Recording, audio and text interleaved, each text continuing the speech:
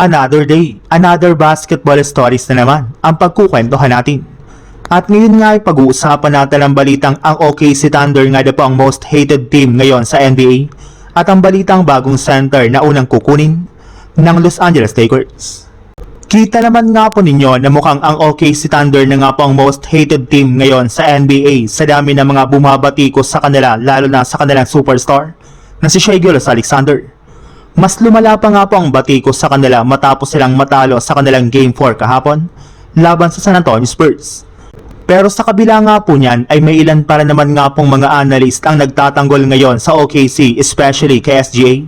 Katulad na lang ni Charles Barkley na nagsabing lahat nga na po ng mga manlalaro sa NBA ay nagpa-flop at hindi lamang si SGA ang gumagawa nito. Kaya hindi nga na po nito deserve ang hate na kanyang natatanggap. Isa pa, kita rin naman nga po sa mga laro ng OKC Thunder na talaga namang hindi siya binibigyan ng space sa paglanding sa kanyang mga ginagawang tira. Kaya mas pinipili na lang nga po nito na bumagsak para maiwasan dito ang pagtatamo niya ng injury. Napakataas nga na po talaga ng basketball IQ nito sa loob ng court na hindi natatanggap ng mga fans at ng ibang mga analyst na siyang rason bakit siya binabatikos.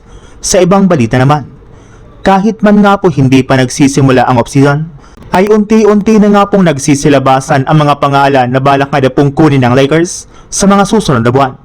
At inumpisan nga po ito sa posibilidad na pag-sign nila ng kontrata sa big man ng Portland Trail Blazers na si Robert Williams III na magiging isa na nga pong ganap na unrestricted free agent. Para nga po sa inyong kaalaman, magtatapos na nga po ang kanyang 4-year rookie contract sa Blazers at sa unang pagkakataon nga po simula nang pumasok siya sa NBA ay magiging isa na nga po siyang ganap na free agent. Ibig sabihin, siya na nga po ang magdidesisyon kung mananatili siya sa Blazers o kung lilipat siya ng ibang team ngayong offseason. Gusto pa rin naman nga po nito na lumipat sa isang championship contender na team upang sa ganon ay mabigyan nga po siya ng pagkakataon na makapag-compete sa titulo. Kaya mukhang malaki nga po talagang chance ng Lakers na makuha ito sa free agency market sa mga susunod na linggo.